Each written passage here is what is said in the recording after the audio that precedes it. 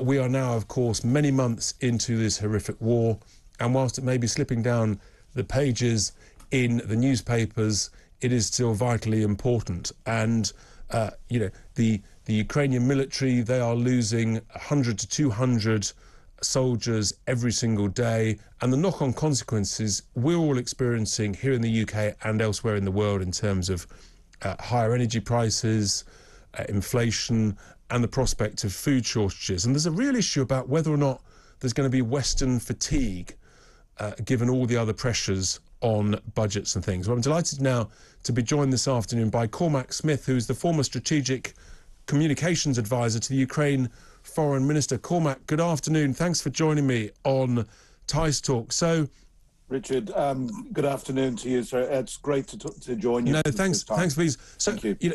You and I know how grim and how desperate this situation is, but it feels like we're in a long war of attrition. And I guess one of the concerns that's rising up the agenda, Cormac, is sort of fatigue. And, we're making, I think rightly, we're sending over military hardware. There's also humanitarian aid. The Prime Minister's talking about loan guarantees.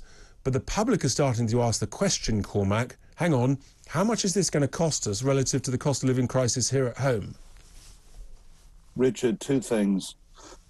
I first came across the term Ukraine fatigue back in 2016, which when I was first sent out by Her Majesty's government to work for the Ukrainian government on behalf of our government as part of our support to the Ukrainian government then, and it was something we feared with the sanctions that had been put in place in 2014 after the annexation of Crimea and the invasion of Donbass.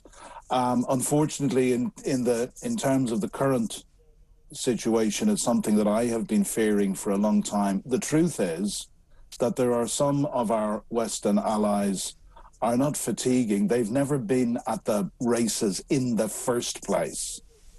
We can talk specifically about the French and Macron saying, that sure. we must not humiliate. We must not humiliate Putin.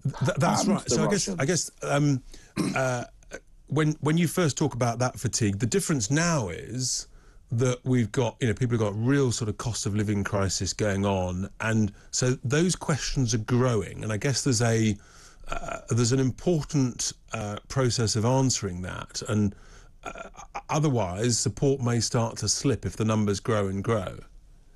Richard, I think there's two things. I think there's one, and most people in the West are still not getting the fact the Ukrainians are fighting on our behalf.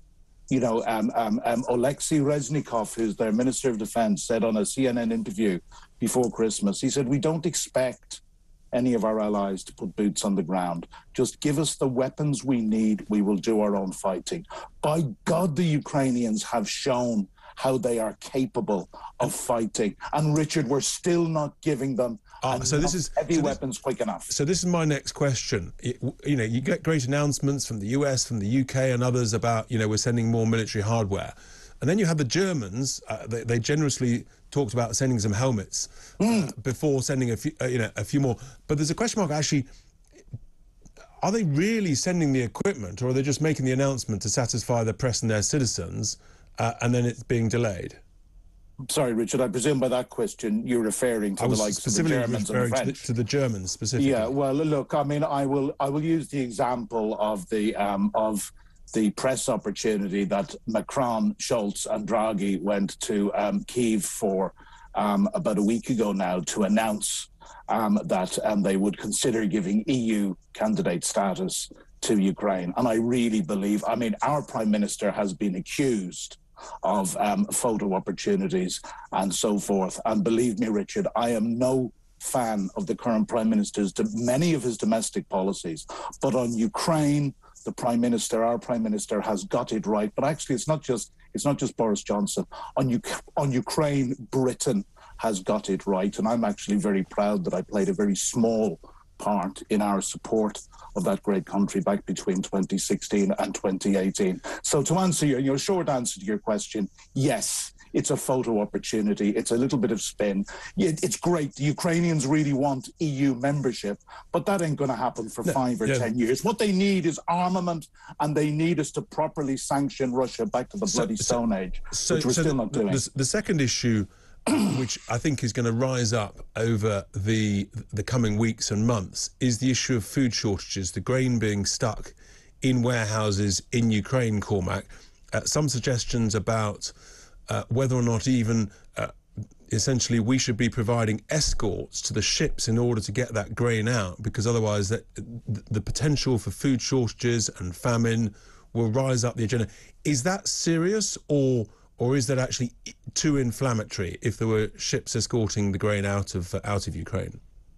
No, I don't think it's too inflammatory. I think there are many ways to do this under the auspices of the United Nations and a coalition of willing nations. Look, I mean, this is a good point to stop for a moment and really think what Russia is doing to the world. I was doing a little bit of research and preparation before I came on to speak to you today. There was a United Nations Security Council resolution in 2018, Resolution 2417, and it was unanimously passed, which obviously means that Russia backed it, and that was to decline from using food as a weapon of war. That is exactly what Russia is doing now. Look, you know, Ukraine is one of the world's great bread baskets. They supply 10% of the world's grain, I think 14% of the world's corn, 47% of the world's sunflower oil, but mainly to low-income countries. So your point is Putin is deliberately using this essentially as a sort of a food weapon of war? Without a doubt, without a doubt. And our response, with the exception of, well, not with the exception of Britain, because certainly the countries in like the Baltics and Poland and the Yanks have been very, very good. But far too many of our Western allies have wanted to go to appeasement rather than standing up to this thug. Cormac, thank you so much indeed for your thoughts there. That's Cormac Smith, former advisor to the Ukraine foreign minister. He's in no doubt at all. It is a big issue. We need to keep talking about it and understanding it. Just before I go to the break, we've got